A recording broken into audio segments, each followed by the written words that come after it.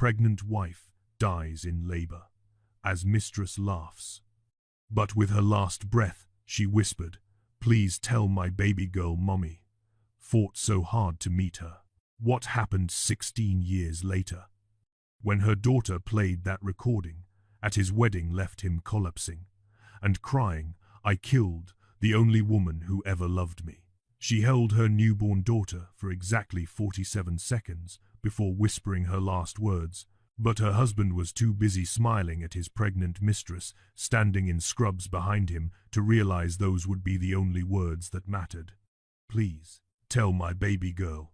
Mommy fought so hard to meet her." He heard it. He heard every syllable. But he didn't cry. He didn't break. He just handed their daughter to the nurse and walked out with his mistress, her hand on her belly, that sick smile on her face, while his wife's heart monitor screamed behind them. The funeral was quick. He married his mistress 6 months later. They raised his daughter on beautiful lies. "Your mother died peacefully, sweetheart. She held you and smiled." 16 years of those lies. 16 years of the mistress playing the devoted stepmother. 16 years of building their perfect life. Then came their vow renewal ceremony. 200 guests, the daughter in a bridesmaid dress, his parents crying tears of joy. But when the daughter walked to the microphone during the reception and said, "I have a special message from my mother," and pressed play on that recording, his entire world collapsed. Because what came through those speakers wasn't peace. It was his wife begging him to let her hold their baby one more time. It was his mistress's laugh when the dying wife realized she was pregnant with his child. It was the wife crying, "Why is she here? I'm dying and you brought her." It was him saying, "Don't be dramatic. You're not dying." And it was her final whisper, "Please tell my baby girl mommy fought so hard to meet her. Tell her I loved her more than anything. I forgive you. Please don't let her forget me." Then silence. Then his voice, cold as ice. "Is the baby healthy?" He hit his knees in front of 200 people and screamed words he didn't know were inside him. "I killed the only woman who ever loved me." But who recorded those last words when only medical staff were supposed to be present? How did his daughter find a recording he didn't know existed? What else did that nurse capture in those final 8 minutes? And why did the daughter wait 16 years? Until this exact moment, to destroy him. Before this story continues, hit that subscribe button right now. Because what happened next tore apart 2 families, exposed 16 years of lies, and proved that some sins don't just haunt you, they wait until you're happiest to destroy everything you've built. Let's go back to the beginning, to the day Samantha died, because what happened in that delivery room was worse than anyone knew. Samantha had been in labor for 19 hours. 19 hours of pain so intense she kept blacking out. The contractions came in waves that made her scream until her throat was raw. Andrew stood by the window scrolling through his phone. He wasn't reading emails, he was texting Jennifer, his mistress. His pregnant mistress who worked as the hospital administrator on the floor directly above them. "Almost over," he'd texted. "Then we can finally be together." Samantha saw the phone light up. She saw him smile at whatever message came back. She was dying from the inside out, and he was planning his future with another woman. The doctor kept saying everything was progressing normally, but Samantha knew something was wrong. She could feel it, a warmth spreading beneath her that shouldn't be there. Too much warmth. Then the nurse's face went white. She pressed the emergency button, and suddenly the room exploded with people in scrubs, shouting words. Samantha didn't understand. Hemorrhaging. Blood loss. Critical. The doctor was barking orders, but Samantha's vision was already tunneling, going dark at the edges like someone was slowly closing curtains around her life. And through it all, through the chaos and the terror and the pain, she heard Andrew ask one question, just one. Is the baby okay? Not, is my wife okay? Not save her, please God, save her. Just concern for the baby. The baby he'd probably already decided would be raised by Jennifer anyway. They pulled her daughter from her body. Samantha heard the cry, that first beautiful cry, and she used every ounce of strength she had left to lift her head. Let me hold her, please. The nurse brought the baby to her, warm weight against her chest, tiny fingers. A face so perfect it made Samantha's heart shatter and heal at the same time. She had 47 seconds. She counted them later, in whatever place people go between life and death.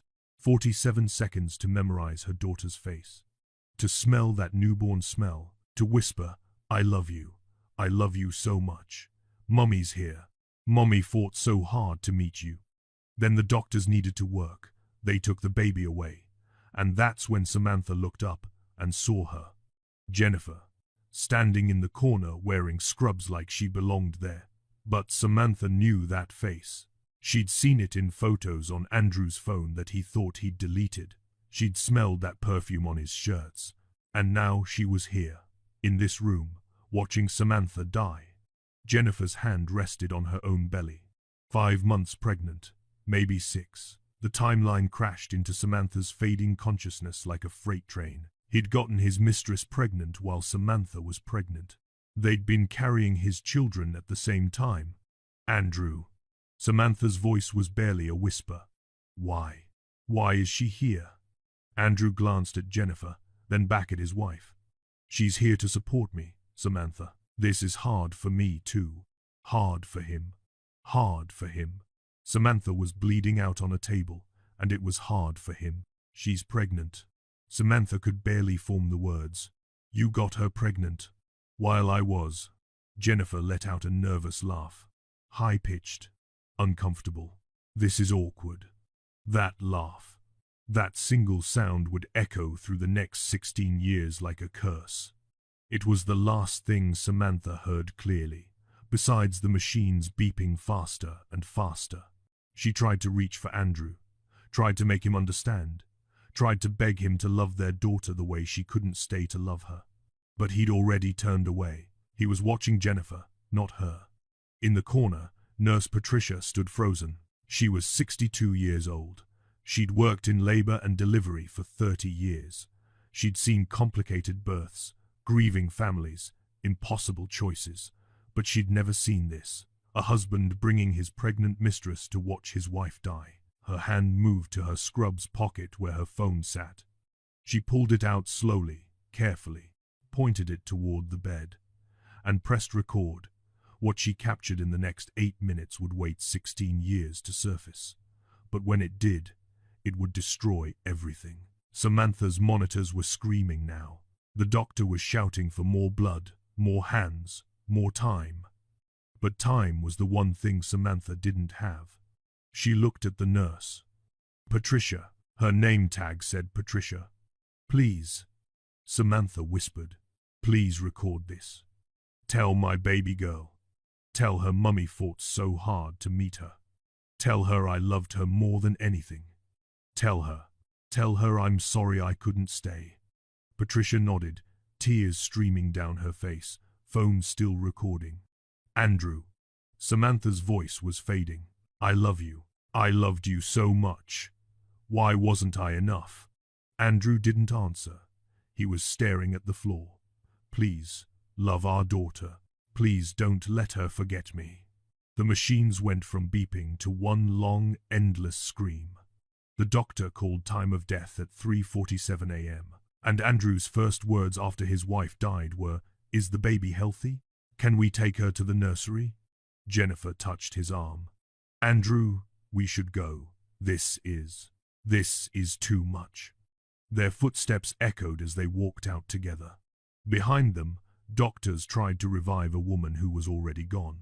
And in the corner, Nurse Patricia stood with a phone in her trembling hands, staring at a recording that would someday burn down a family built on ashes and lies. The funeral happened 6 days later. Small, quiet, almost like Andrew wanted it to disappear. Samantha's parents, George and Linda, drove 14 hours from Montana. They arrived to find the service already planned, the casket already closed, and their son-in-law making all the decisions about their daughter's body like they didn't exist. We want to see her, Linda said, her voice breaking. We need to see our baby. Andrew shook his head. The accident during delivery. It's better you remember her the way she was. Trust me. There was no accident. Just negligence. Just a husband who chose his mistress over calling for help fast enough.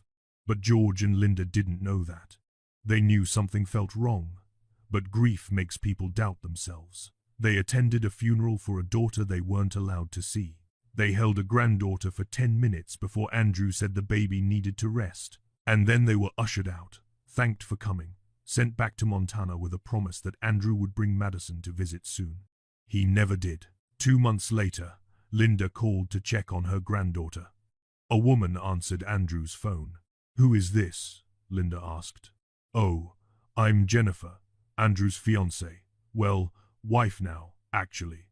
We got married last weekend. Small ceremony, just us and Madison. Everything happened so fast." Linda's hands went numb. His wife died 2 months ago. "I know," Jennifer said, and her voice had this practiced sympathy that sounded like she'd rehearsed it. "It's been so hard on Andrew. But Madison needs a mother, and Andrew needs support, and we'd actually been friends for years before Samantha passed, so it just felt right. I hope you understand." Linda didn't understand. She called a lawyer. The lawyer said unless there was evidence of abuse or neglect, a father had full custody rights. Being an insensitive jerk wasn't illegal. Moving on quickly wasn't illegal. Even marrying your mistress weeks after your wife died wasn't illegal. "Can we at least get visitation rights?" George asked. "You can try," the lawyer said. "But if he fights it, it'll cost you $50,000 minimum, take 2 years, and you'll probably lose. Grandparents have almost no rights in this state unless the parent is proven unfit." They couldn't afford $50,000. They were retired, living on Social Security. So they did what millions of grandparents do when the system fails them. They swallowed their pain. They sent birthday cards that were never acknowledged. They called on holidays and got voicemail. They watched their granddaughter grow up through the few photos Andrew posted on social media, each one showing Madison with Jennifer, never mentioning Samantha, erasing their daughter from history one post at a time. And in Boston, in a modest apartment in Dorchester, Nurse Patricia kept a phone in a lockbox under her bed. She'd copied the recording to 3 USB drives, one in a safe deposit box, one with her lawyer, one waiting for the day Madison turned 16, because Patricia had watched Andrew and Jennifer at the hospital in the days after Samantha died. She'd seen them holding hands in the cafeteria, laughing while Samantha's body was still in the morgue. She'd seen Jennifer move into Andrew's house 2 weeks later. She'd heard the other nurses gossiping about how Jennifer had been sleeping with Andrew for over a year, how everyone knew, how Samantha probably knew too but was too pregnant and too scared to leave. Patricia had wanted to go to the police, but her lawyer had explained the hard truth. The recording proved Andrew was a terrible husband. It proved Jennifer was cruel. It proved Samantha died knowing about the affair. But it didn't prove a crime. Cheating isn't illegal. Being in a delivery room isn't illegal. Even bringing your mistress to watch your wife die, as sick as it was, wasn't illegal. The only person who can use this to get justice, her lawyer had said, is the daughter, when she's old enough to understand what was taken from her, when she's old enough to choose what to do with the truth.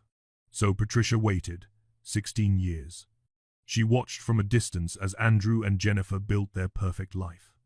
She saw the social media posts, the family photos, Jennifer holding baby Madison with captions like, "So blessed to be this angel's mama." Madison's first day of school. "My girl is growing up so fast." Madison's 13th birthday. "Can't believe I've been her mom for 13 years already." Every post made Patricia's blood boil. But she waited, because some revenge isn't about punishment, it's about truth. And the truth was coming. While Patricia waited, Madison grew up in a house built on lies. Andrew and Jennifer lived in a beautiful colonial in Newton, one of Boston's wealthiest suburbs. 4 bedrooms, manicured lawn, a golden retriever named Cooper. From the outside, They looked like the perfect blended family. But inside, Madison felt like a ghost. Jennifer was nice to her. That was the worst part. If Jennifer had been cruel, Madison could have hated her cleanly. But Jennifer was patient and present and remembered her favorite foods and came to every school play. She just wasn't Mom. Madison had no memories of her real mother, just stories. Your mum died right after you were born, Andrew would say. But she held you first. She smiled. She said she loved you, and then she went to sleep and didn't wake up. It was peaceful. Jennifer would add, she would be so proud of the young woman you're becoming. I try every day to honor her memory by loving you the way she would have. It sounded beautiful. It sounded healing, and Madison believed every word for 15 years. But something always felt wrong. Her maternal grandparents sent cards every year, long letters about her mother, stories about Samantha's childhood, photos of Samantha at Madison's age, and they looked so alike it was eerie. Same eyes, same smile, same dimple on the left cheek. Can I visit them? Madison asked when she was 12. Not a good idea, sweetheart, Andrew said. They blame you for your mother's death. I know it's not fair, but grief makes people irrational. It's better for everyone if we keep our distance. Another lie, added to the mountain of lies. Madison kept the letters anyway, hid them in a box under her bed, read them late at night and tried to feel connected to a mother she never knew. And then came her 16th birthday, March 15th, 2024. Jennifer threw her a party. 50 friends, catered food, a car with a bow on it in the driveway. Madison smiled and thanked everyone and felt absolutely nothing. That evening, after the guests left, she walked to a coffee shop 3 blocks from her house. She needed air, needed space, needed to feel something real. The woman was sitting in the corner booth, old, black, wearing nurse's scrubs with a hospital ID that said Patricia Morrison, RN. She stood when Madison walked in. Madison? Madison stopped. Do I know you? No. But I knew your mother. Patricia's voice cracked. I was her nurse the night she died, and I've been carrying something for you for 16 years. Something she wanted you to have when you were old enough. She held out a small USB drive. Pink. Madison's favorite color. Though this stranger couldn't have known that. What is this? Madison's hands were shaking. The truth.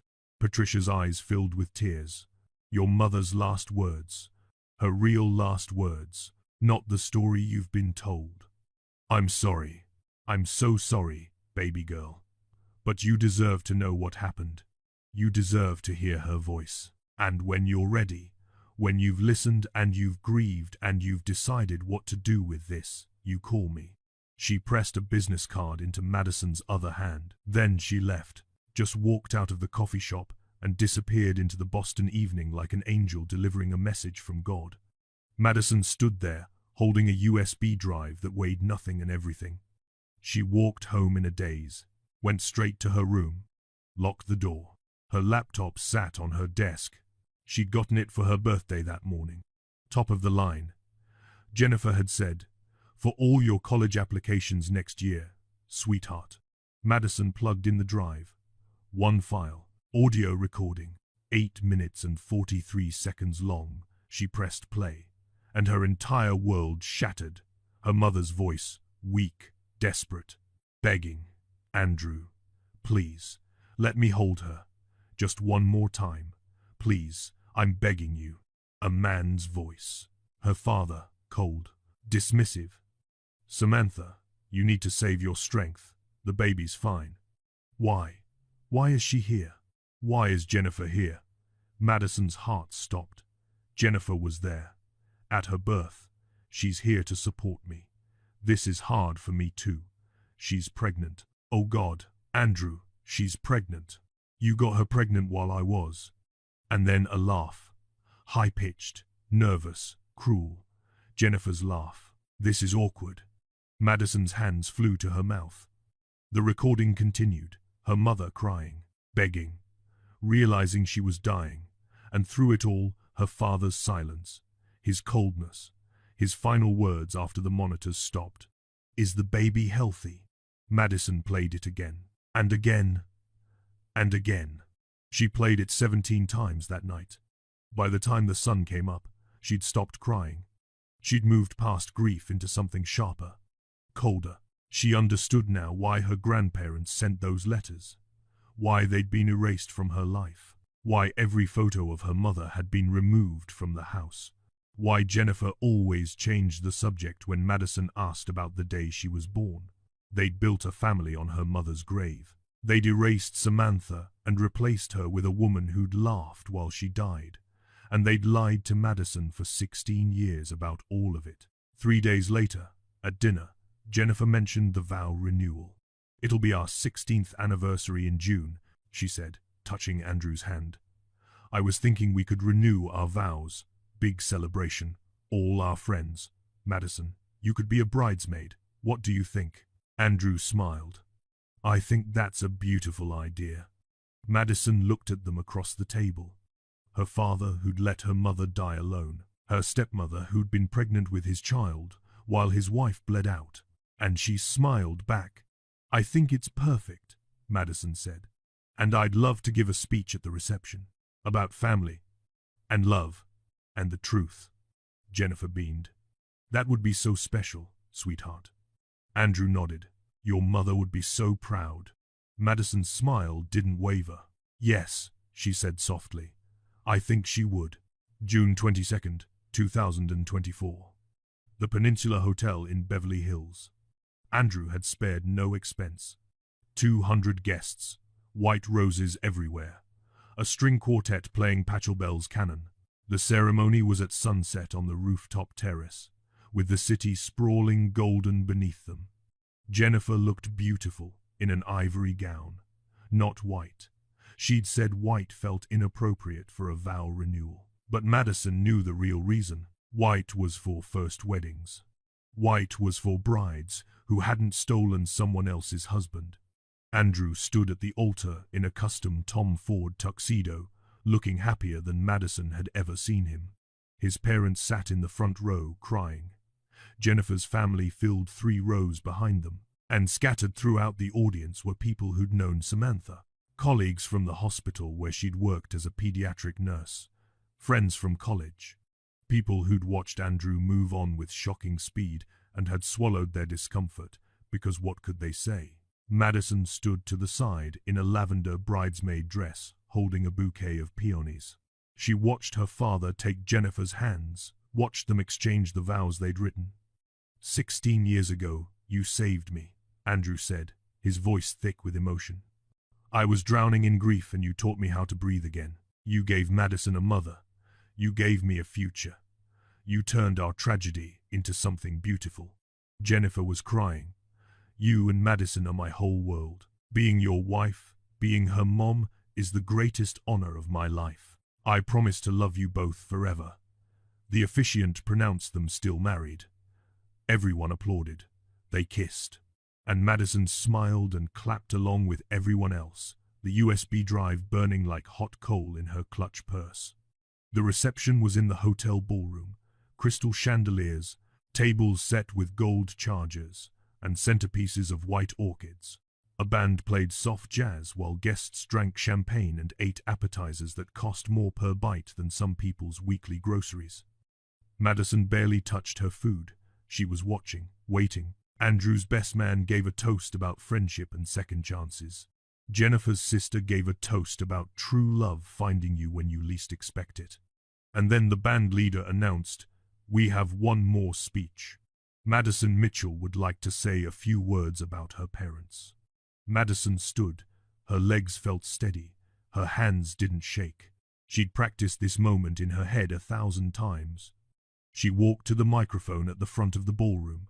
200 faces turned toward her. Her father smiled at her with such pride it almost made her hesitate. Almost. "Hi, everyone," Madison said.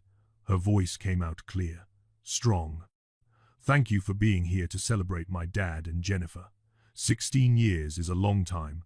16 years of marriage, 16 years of being my stepmom. 16 years of building a life together. She paused.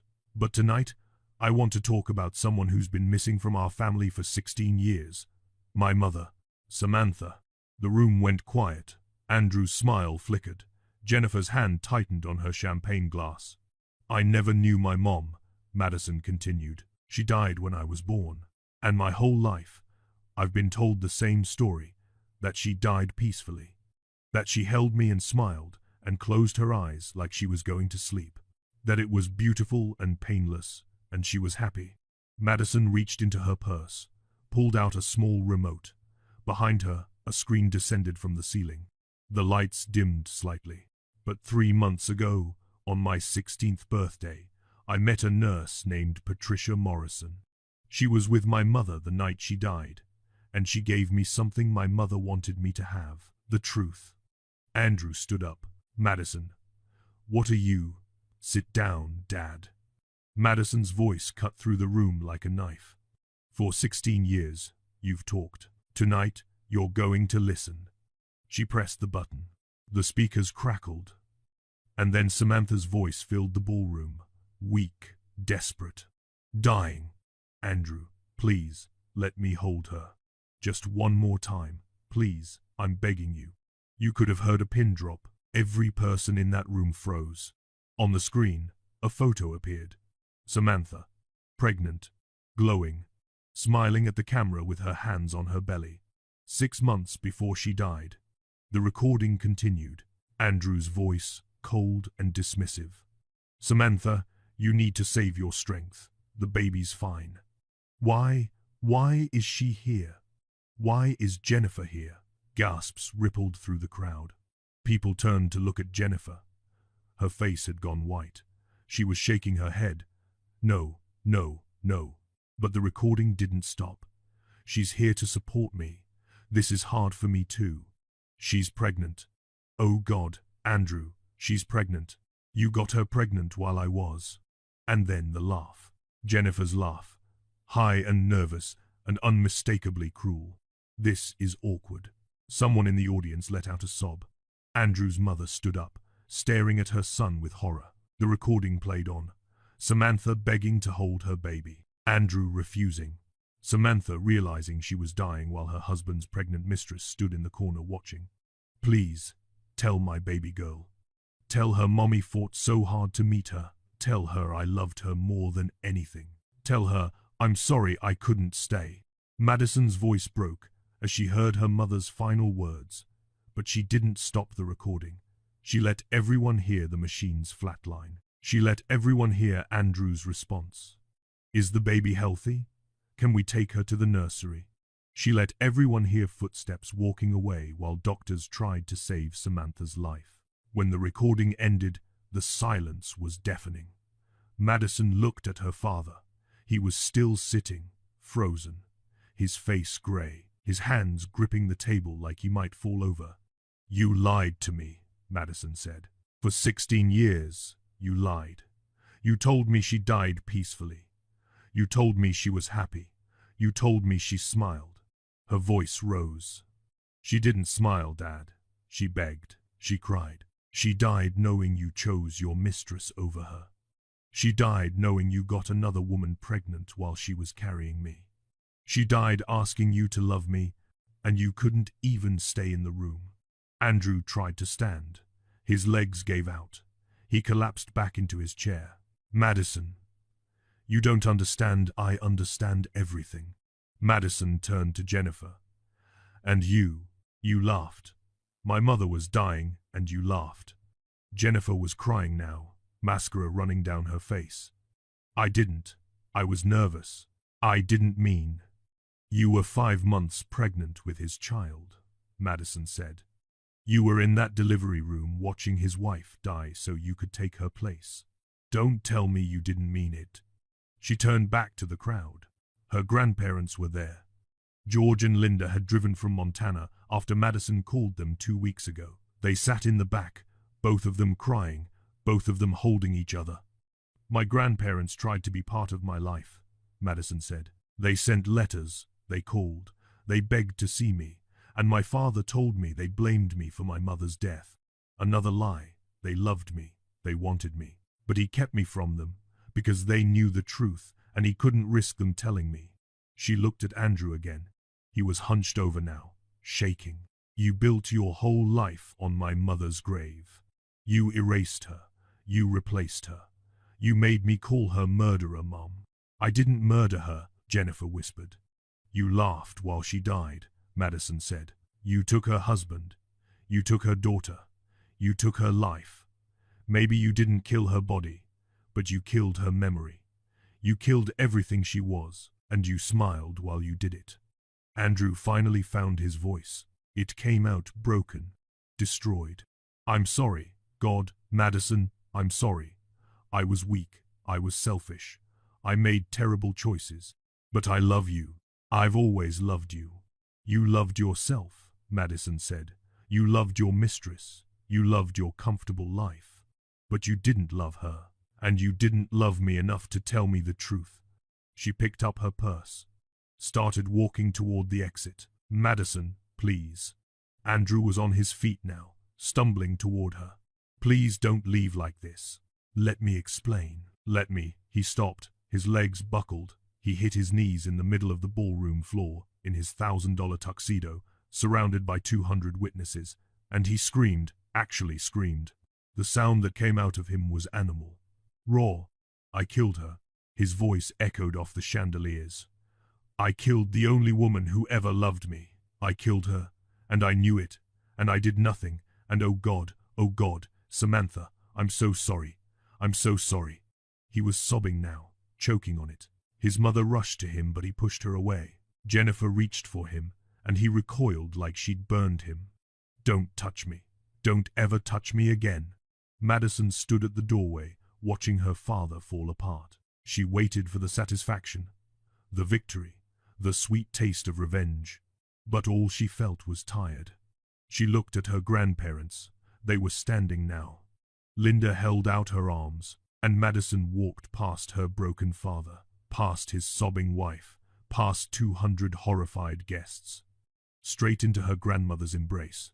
Take me home, she whispered. Take me to Montana. Tell me about my mom. The real stories, not the lies. Linda held her granddaughter for the first time in 16 years and nodded through her tears. Every story, baby girl, every single one. They left Andrew on his knees in the ruins of his perfect life. The guests filed out in shocked silence. Some stopped to tell Madison they were sorry. Sorry for not speaking up. Sorry for not questioning. Sorry for letting lies become truth because it was easier than facing ugly reality. Within a week, the video went viral. Someone had recorded Madison's speech on their phone. 50 million views. 100 million. News outlets picked it up. Daughter exposes father's betrayal at vow renewal ceremony. The recording was everywhere. Andrew lost his job. The company couldn't afford the PR nightmare. Jennifer filed for divorce. Turns out, loyalty only runs deep when life is comfortable. When the world is watching and judging, even 16 years of marriage crumbles fast. Andrew's parents stopped speaking to him. His friends disappeared. He ended up in a studio apartment in a cheap part of town, alone with his guilt and a bottle of whiskey that never quite made the pain stop. Madison moved to Montana, finished high school there. Her grandparents told her everything about Samantha. How she loved to paint, how she volunteered at animal shelters, how she dreamed of becoming a pediatric nurse since she was 7 years old, how she'd wanted 3 kids and a house with a big backyard and Sunday dinners with family, how she'd loved Andrew with everything she had, even when she knew he was cheating, because she believed people could change, how she'd died hoping he would. Madison applied to nursing school, her mother's dream. On her application essay, she wrote about a woman she never met but who shaped everything she was. A woman who fought for 47 seconds to hold her daughter. A woman whose last words were love. My mother taught me, Madison wrote, that the truth matters more than comfort. That love means showing up even when it's hard. That some people will choose easy over right every single time. And that when you're faced with lies or truth, You choose truth. Always. Even when it destroys you. Especially then.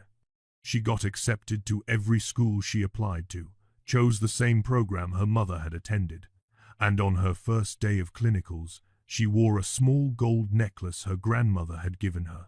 It had belonged to Samantha. A heart-shaped locket. Inside was a photo of Samantha holding newborn Madison. 47 seconds frozen in time.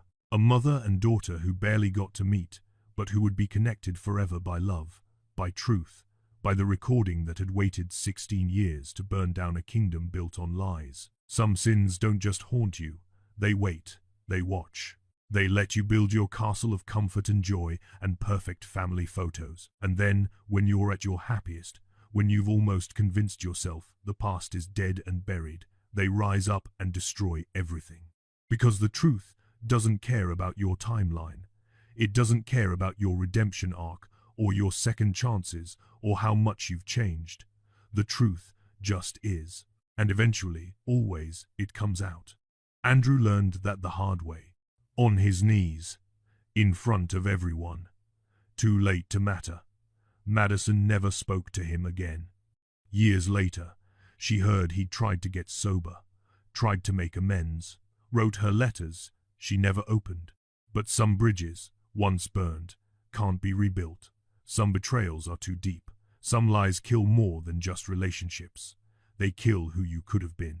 Madison became a labor and delivery nurse. She held the hands of terrified mothers.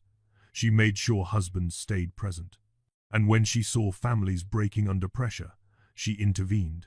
She spoke up. She refused to be silent. Because her mother had died surrounded by silence. People who knew but said nothing. People who suspected but looked away. People who chose comfort over confrontation. Not anymore. Not on Madison's watch. And somewhere, maybe in heaven, or maybe just in memory, Samantha smiled. Because her daughter had heard her final message after all. Mommy fought so hard to meet you. And 16 years later, her daughter had fought just as hard for the truth. The recording that changed everything sat in a museum now. The Smithsonian had requested it for an exhibit on women's voices and maternal rights. Patricia Morrison had donated it, along with a detailed account of that night. This, the exhibit placard read, is what happens when we stay silent in the face of cruelty. This is the cost of choosing comfort over truth. This is why we must bear witness. Always. Millions of people walked through that exhibit, listened to Samantha's last words, cried, promised to do better, to speak up, to choose truth. And in Montana, Madison graduated nursing school top of her class. Her grandparents sat in the front row. Next to them, 3 empty seats. One for Samantha, one for the life she should have lived, one for the mother and daughter relationship that was stolen by lies, but they weren't really empty. Some people, even in death, fill every room they're remembered in. Samantha was there, in her daughter's smile, in her determination, in her refusal to accept comfortable lies over painful truth. She was there. She would always be there. Because love doesn't die when the body does. It lives in the people left behind, in the choices they make, in the truth they refuse to bury. And that truth, once freed, changes everything. Now tell us, where are you watching from? Drop your location in the comments below. And if this story moved you, if it made you think about the lies we tell ourselves and the truths we're afraid to speak, do me a favor. Hit that subscribe button right now. Turn on the notification bell. Because stories like this, stories that make you feel something real, stories that challenge you to choose truth over comfort, these are the stories that matter. And I've got more coming. Stories that will break your heart and put it back together stronger. Stories that will make you question everything you thought you knew about loyalty, love, and justice. Don't miss them. Subscribe now, turn on notifications, and I'll see you in the next one.